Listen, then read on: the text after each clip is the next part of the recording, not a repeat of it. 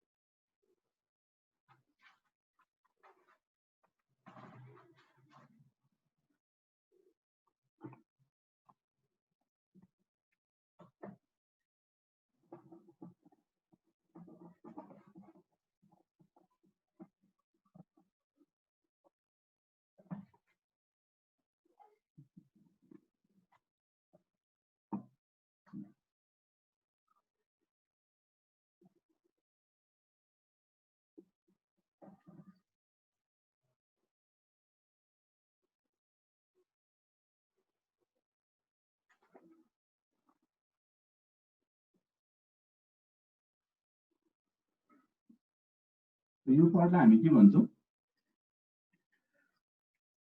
यो पार्टलाई, यो पोर्सनलाई हामी के भन्छौँ,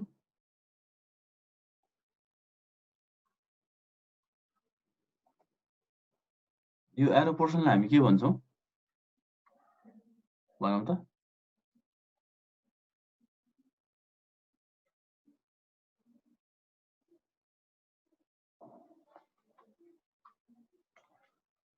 यो पोर्सनलाई के भन्छ त हामी प्रोड्युसर सरप्लस भन्छौँ, यो पोर्सनलाई हामी कन्ज्युमर सरप्लस भन्छौँ।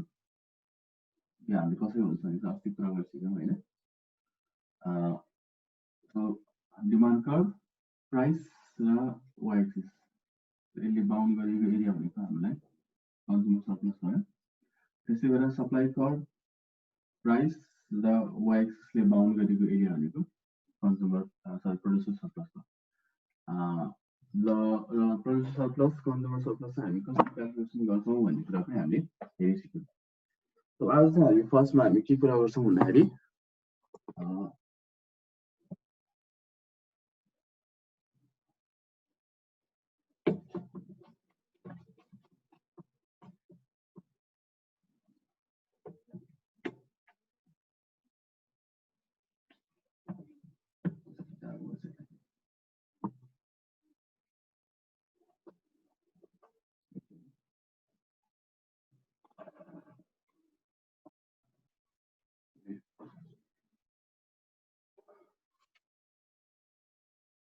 प्राइस कन्ट्रोल पोलिसीको कुरा गरौँ पहिला।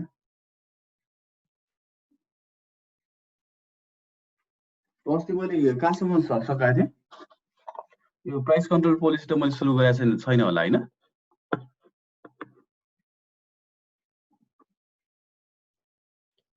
प्राइस सेलिङसम्म थियो सर। प्राइस सेलिङसम्म सकाइसकेको छ।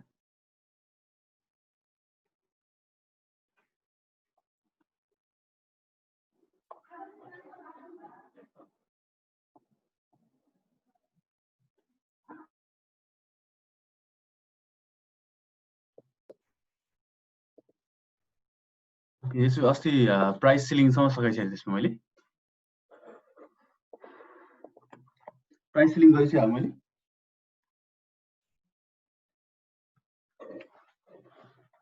हो sir consumer surplus producer surplus र अनि त्यसपछि प्राइस सेलिङको फर्मुला लेखाउनु भएको छ अनि फेरि के हो त्यसमा त्यही पनि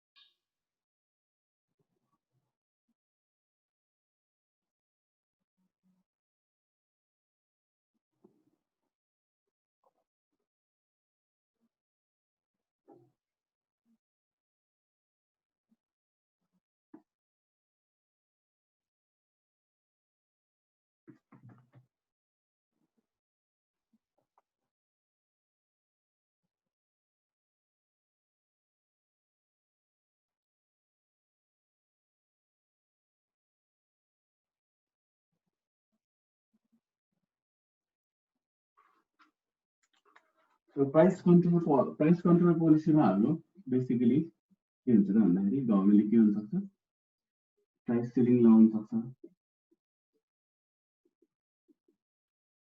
अर्को भनेको प्राइस फ्लोर प्राइस सिलिङको कुरा आए के हो त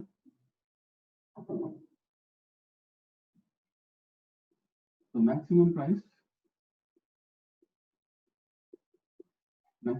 above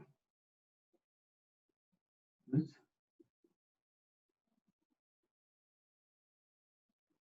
product is not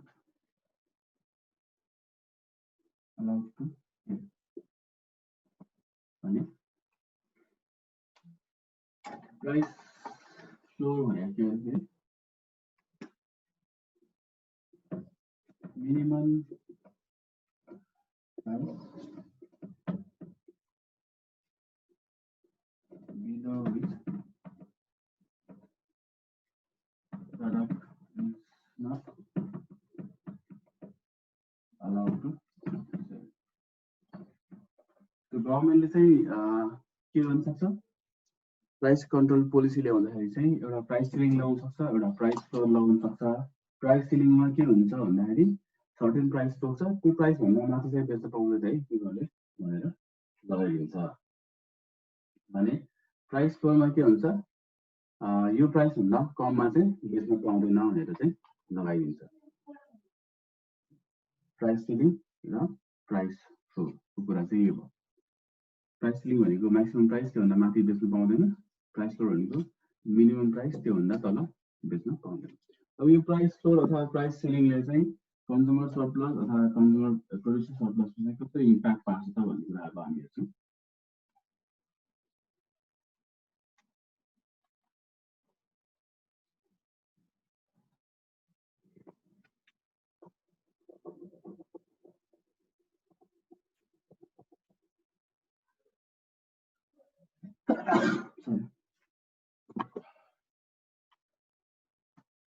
So पहिला प्राइस सिलिङको हेर्ने है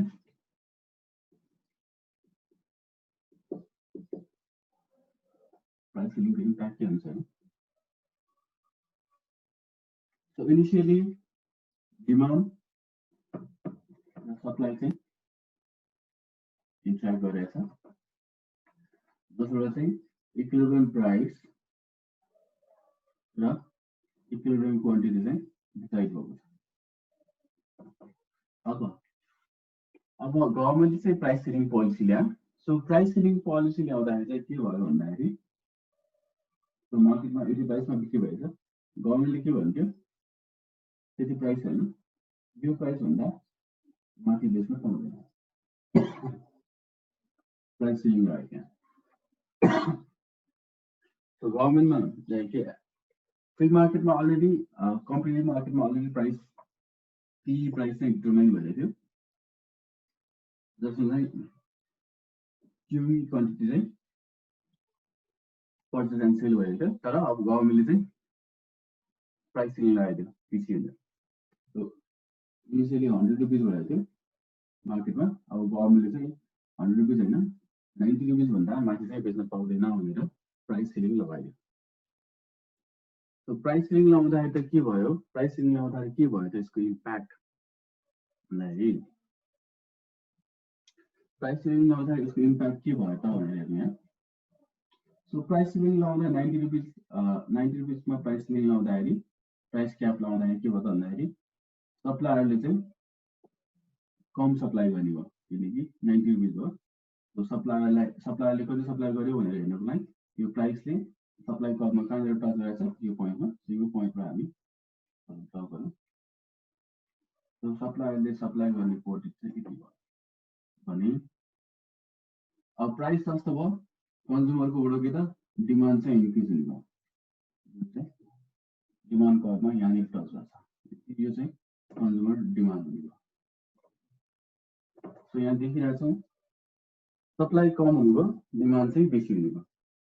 जसले गर्दाखेरि त यहाँ सर्टेजको स्थिति चाहिँ हुने भयो, यति एमाउन्ट चाहिँ सर्टेज हुने भयो बजारमा।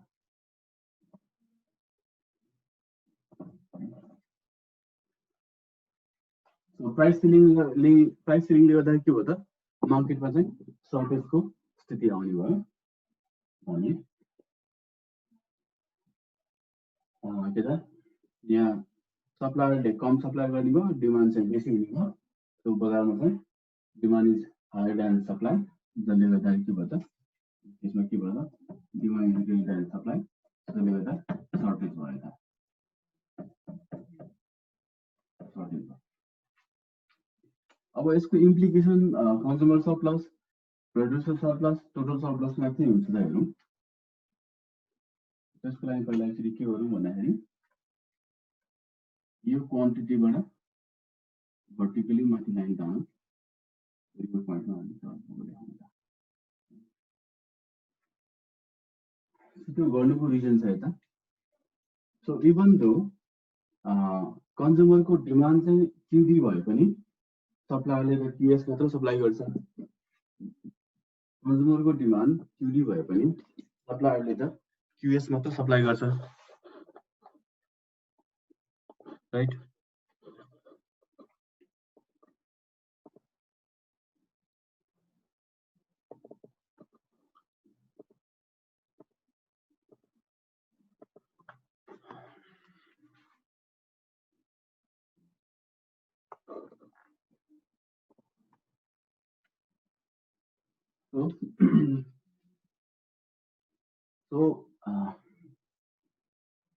प्रोड्युसरले क्युएस मात्र सप्लाई गर्छ, कन्ज्युमरको डिमान्ड क्युडी भए पनि।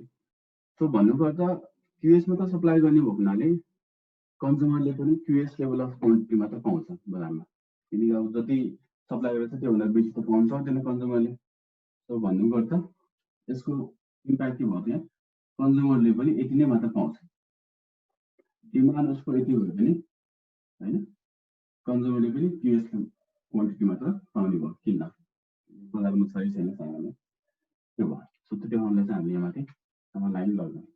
अब एक्चुअली यसको impact consumer surplus, producer surplus यिनीहरूमा के हुन्छ हेरौँ। ए भनौँ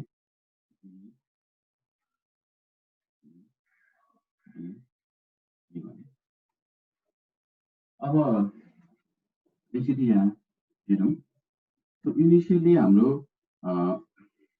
कन्ज्युमर सरप्लस चाहिँ के हुन्छ त, in the absence of price control policy consumer surplus हाम्रो के थियो त पहिला, एकचोटि हेरौँ पहिला। So in the absence of prior to price ceiling policy, so prior to price ceiling policy के थियो त भन्दाखेरि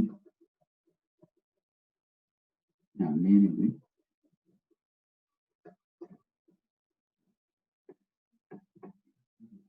So prior to price ceiling policy भनेको कम्पिटिटिभ मार्केट सिनेरियो अनुसार प्राइस क्वान्टिटी डिटरमाइन हुने भयो। सो भन्नुको अर्थ त्यो भनेको के हो त भन्दाखेरि इनिसियली प्राइस र क्वान्टिटी के भयो त 100 प्राइस भयो, क्वान्टिटी चाहिँ 3 भयो। यसलाई मानौँ सपोज मैले चाहिँ 300 माने। सो इनिसियली हाम्रो के थियो त भन्दाखेरि प्राइस 100 थियो, क्वान्टिटी चाहिँ 300 थियो। यो हुँदाखेरि हाम्रो इनिशियल कन्ज्युमर सरप्लस चाहिँ के थियो भन्दाखेरि यो प्राइस लाइन यो भयो, डिमान्ड फंक्सन डिमान्ड इक्वेसन यो भयो, y एक्सिस यो भयो। सो यो तीनटाले बाउन्ड गरिएको एरिया भनेको यो भयो। भन्नुपर्दा इनिशियल कन्ज्युमर सरप्लस भनेको हाम्रो a प्लस b एरिया भयो, right? a plus b area भयो। सिमिलरली इनिशियल प्रोड्युसर सरप्लस भनेको चाहिँ के हुन्छ त हेरौँ। सो प्राइस भनेको यो भयो, सप्लाई कर्भ र y एक्सिस यो तीनटाले बाउन्ड गरेको एरिया भनेको यो भयो। त्यसले गर्दा के त इनिशियल प्रोड्युसर सरप्लस भनेको c plus d plus e भयो। सो यहाँसम्म कसैलाई केही छ? यहाँसम्म कसैलाई केही छ? यहाँसम्म कसैलाई केही छ?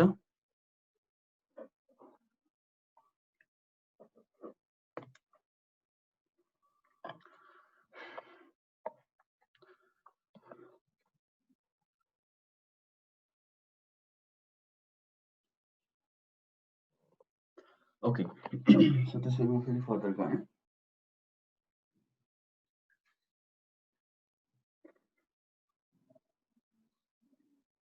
अब के भयो त भन्दाखेरि गभर्मेन्टले प्राइस कन्ट्रोल पोलिसी ल्यायो। सो प्राइस कन्ट्रोल पोलिसी ल्याएको हुनाले यहाँ के भयो त भन्दाखेरि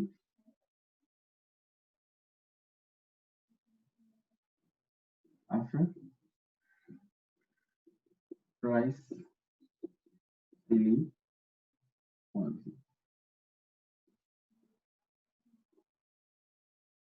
प्राइस सिलिङ पोलिसी ल्याएपछि के भयो त अब हाम्रो प्राइस भनेको यो पीसी हुने भयो। गभर्मेन्टले चाहिँ 90 रुपिस भन्दा माथि चाहिँ नबेच भनेर कन्ट्रोल पोलिसी ल्यायो। तब कन्ट्रोल पोलिसी ल्याउँदाखेरि के भयो त यसको इम्प्लिकेसन, यसको इम्प्याक्ट भन्दाखेरि सप्लायरले चाहिँ आफ्नो सप्लाई रिड्युस गर्ने भयो। डिमान्ड चाहिँ यता हाई छ तर सप्लाई चाहिँ कम हुने भयो। यहाँ सर्टेजको स्थिति हुन्छ तर मार्केटमा अब सप्लायरले जति प्रड्युस गर्यो, जति सप्लाई गर्यो त्यति मात्र मार्केटमा अभाइलेबल हुन्छ। त्यसले गर्दाखेरि प्राइस सिलिङ पछि अब कन्ज्युमर सरप्लस र प्रोड्युसर सरप्लसमा इम्प्याक्ट के हुन्छ त्यो। फर्स्टमा म प्रोड्युसर सरप्लसबाट स्टार्ट गर्छु। यसको चाहिँ सो न्यू प्रोड्युसर सरप्लस चाहिँ हेर्नु त। सो प्राइस सिलिङ पीसी यो भयो भनेपछि अब के भयो त price ceiling price line supply equation अथवा सप्लाई कर्भ अनि बाइसिस नयाँ प्रोड्युसर सरप्लस भने चाहिँ यो एरियामा छ व्हिच इज तो यहाँ क्लियरली हामीले के देख्न सक्छौं इनिशियली प्रोड्युसर सरप्लस के थियो C plus B plus E थियो भने अब प्राइस सिलिङ पोलिसी लगाएपछि अभियसली प्रोड्युसरलाई चाहिँ बेनिफिट भयो हैन। प्रोड्युसरको प्रोड्युसर सरप्लस चाहिँ घट्ने भयो। सुरुमा C plus D plus E थियो भने अब चाहिँ E मात्र हुने भयो। भन्नुको अर्थ यो कम्पेरिजन गर्दाखेरि अभियसली C प्लस D एरियाबाट चाहिँ के त प्रोड्युसर सरप्लस चाहिँ डिक्लाइन भयो। त्यसलाई क्लियर हुँदैन। चेन्ज इन प्रोड्युसर सरप्लस अथवा यो भनेको डिक्लाइन भयो। त्यो डिक्लाइन इन प्रोड्युसर सरप्लस भनेको के भयो त initial producer surplus minus new producer surplus गर्दाखेरि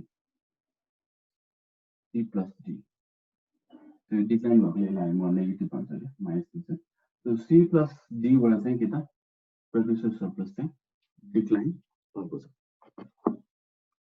अब हामी कन्ज्युमर सरप्लसमा चाहिँ हेरौँ। सो यो कन्ज्युमर सरप्लसमा चाहिँ अलिकति ट्रिकी छ। अब यो हेरौँ है, यो C+D भनेको हामीले हेऱ्यौँ भने मैले अस्ति ट्रापिजियम, ट्रायङ्गल यिनीहरूको कुरा गरेको थिएँ होइन। त यसको सेप हेऱ्यो भने यसको सेप कस्तो छ, यस्तो छ, यस्तो छ। त्यो ट्रापिजियम टाइपको छ। यसको एरिया निकाल्नु पर्ने हामी, अनि ट्रापिजियम निकाल्ने एरियातर्फ जान्छ। अहिले यहाँ त्यो कुरा चाहिँ मैले नोटिफाई गरेँ।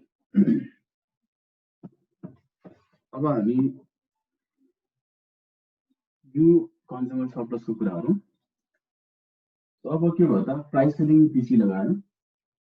मैले अघि भने जस्तो इभन दो कन्ज्युमरको डिमान्ड चाहिँ क्युडी भए पनि मार्केटमा अभाइलेबल सप्लाई भनेको क्युएस मात्र हो। सो बजारमा कन्ज्युमरले सामान पाउने भनेको क्युएस लेभलसम्म मात्र सामान पाउँछ। सो भन्नुको अर्थ प्राइस सस्तोमा पायो, प्राइस सस्तोमा पाउँदाखेरि कतिपय कन्ज्युमरहरूले जुन चाहिँ सामान किन्न सके तिनीहरू चाहिँ बेनिफिट भयो, पहिलाभन्दा सस्तोमा पायो। सो उनीहरूको कन्ज्युमर सरप्लस इन्हान्स भयो भने कतिपय कन्ज्युमर चाहिँ के भयो त, सामान नपाएर यतिकै रेतो हात चाहिँ फर्किने हुन्छ। सो उनीहरूको केसमा चाहिँ कन्ज्युमर सरप्लस भन्ने कुरा नै भयो, किनकि उनीहरूले बाइङ डिसिजन गर्नै पाएन, किन्नै पाएन। र जसले किन्न पायो उनीहरूले चाहिँ के भयो त, उनीहरूको चाहिँ कन्ज्युमर सरप्लस चाहिँ इन्हान्स भयो। अब यो पोर्सनलाई, यो कुरालाई चाहिँ कसरी हेर्छौँ त भन्ने कुरा हामी हेरौँ। सो क्वान्टिटी भनेको क्युएस मात्र भयो। सो यो पार्टलाई हामी यहाँ यो लाइनबाट हेर्छौँ। अब के भयो त, यति मात्र किन्न पाउँछ जो कन्ज्युमरले सामान पाए तिनीहरूले ओक्युएस लेभल अफ क्वान्टिटी मात्र किन्न पाउँछ। जसले सामान पायो उनीहरूको कन्ज्युमर सरप्लस इन्हान्स भयो, जसले पाएन उनीहरूको कन्ज्युमर सरप्लस हुन पाएन अथवा डिक्लाइन भयो भनेर भन्न सक्छौँ। त्यो हुनाले यसमा हेरौँ प्राइस सेलिङ पिसी यो छ होइन। इभन दो उनीहरूको डिमान्ड चाहिँ यो भयो, डिमान्ड कर्भ यो भए पनि के भयो त, उनीहरूले पाउने भनेको सामान त क्युएस लेभल अफ क्वान्टिटीसम्म मात्र पाउँछ। त्यसले गर्दा हामी यो लाइनले प्राइस यो लाइन अगेन डिमान्ड इक्वेसन अथवा डिमान्ड कर्भ अनि यो एरिया भनेको चाहिँ अब के हुन्छ त, न्यू कन्ज्युमर सरप्लस हुन्छ। सो न्यू कन्ज्युमर सरप्लस भनेको के भयो त भन्दाखेरि फेरि भन्छु म, सप्लाई चाहिँ क्युएस लेभल अफ सप्लाई मात्र हुने हो हुनाले जो कन्ज्युमरहरूले लिन सक्यो उनीहरूलाई उनीहरूको सरप्लस इन्क्रिज भयो, कन्ज्युमर सरप्लस इन्क्रिज भयो, जसले लिन पाएन उनीहरूको डिक्लाइन भयो। सो त्यो कुराले देखाउनलाई के भन्छौँ, के हेर्छौँ भन्दाखेरि इनिसियली हाम्रो यो प्राइस हुँदाखेरि के त, हाम्रो कन्ज्युमर सरप्लस यो थियो, त्यो होल ट्रायङ्गल A + B। अब चाहिँ के हो भन्दाखेरि यो क्युएसले चाहिँ यता रिमार्केसन लगाएर त्यो हुँदाखेरि कन्ज्युमर सरप्लस इन्क्रिज भयो, जसले सामान किन्न पायो यति क्वान्टिटीमा जसले सामान किन्न पायो उनीहरूको कन्ज्युमर सरप्लस इन्हान्स भयो। त्यो भनेको इन्हान्स भएको पोर्सन डिमान्डलाई चाहिँ यो के भयो त, यहाँ A + B यो एरियाले देखायो। यो डी एरियाले चाहिँ इन्हान्स भयो भने यो बी एरियाले चाहिँ डिक्लाइन भयो। त्यो हुनाले यो कुराले हेर्नु अब चेन्ज इन कन्ज्युमर सरप्लस जुन चाहिँ इन्क्रिजै भयो, विच इज अब initial consumer surplus minus new consumer surplus गर्दाखेरि के भयो यहाँ A + B minus A + B minus A + B गर्दाखेरि रिजल्टिङ आयो के त भन्दाखेरि यसमा इन्क्रिज भएको हुनाले यो A + B लाई अगाडि राखौँ, A + B लाई पछाडि राखौँ। इन्क्रिज कसरी भयो भन्ने कुरा हामीले निकाल्नु। A + B minus A + B गर्दाखेरि रिजल्टिङ के भयो त, यो A र A गयो, बाँकी रह्यो D माइनस B। सो यो D भन्ने पोर्सनबाट कन्ज्युमर सरप्लस इन्क्रिज भयो, B भन्ने पोर्सनबाट कन्ज्युमर सरप्लस डिक्लाइन भयो। सो अभियसली यहाँ पिक्चरबाट पनि देख्न सक्छौँ यो D भनेको रेक्ट्याङ्गल फर्ममा छ, B भनेको ट्रायङ्गल फर्ममा छ, र रेक्ट्याङ्गलको एरिया अभियसली B ट्रायङ्गलको एरिया भन्दा बेसी नै हुन्छ, यहाँ देखि नै रहेछ। जसले गर्दा के भयो त नेटमा चाहिँ कन्ज्युमर सरप्लस इन्क्रिज भयो, तर कन्ज्युमर सरप्लस इन्क्रिज हुँदाखेरि के भयो त यो डी भन्ने रेक्ट्याङ्गल एरियाबाट कन्ज्युमर सरप्लस इन्क्रिज भयो, डी भन्ने ट्रायङ्गल एरियाबाट चाहिँ कन्ज्युमर सरप्लस डिक्लाइन भयो। त्यसरी के भयो त भन्दाखेरि प्रोड्युसरको हकमा चाहिँ प्रोड्युसर सरप्लस डिक्लाइन भयो सी प्लस डी एरियाबाट हैन, भने कन्ज्युमर सरप्लसको हकमा चाहिँ डी माइनस बी एरियाले चाहिँ बढ्यो, अथवा भनौँ बी पोर्सनले बढ्यो भने बी पोर्सनले चाहिँ डिक्लाइन भयो। त यो यसमा अलिकति कन्ज्युमर सरप्लसकोमा अलिकति ट्रिकी भयो। यसमा केही छ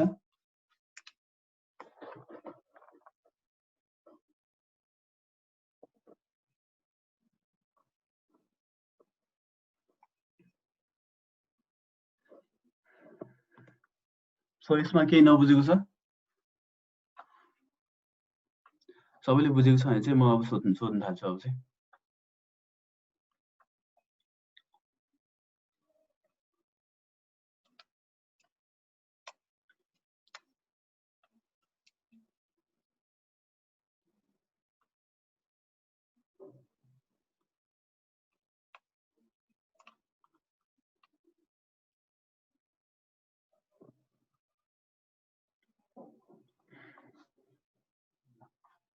अवश्य फेरि पिक्चर ड्र गर्छु। त यो पिक्चर ड्र गर्नुपर्छ, पिक्चर ड्र गरौँ त, पिक्चर ड्र गरौँ त।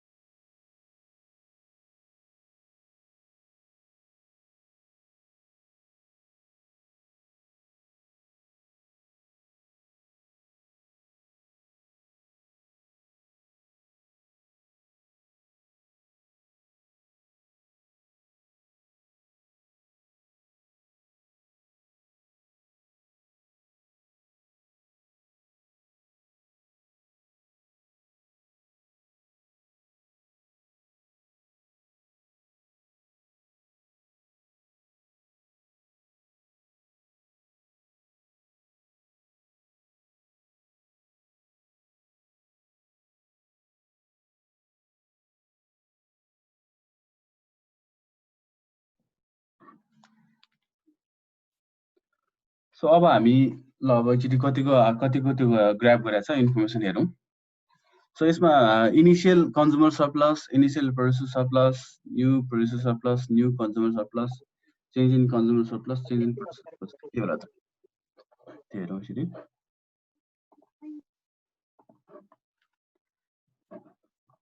सो ल एकचोटि मलाई के भन्छ कसले भन्ने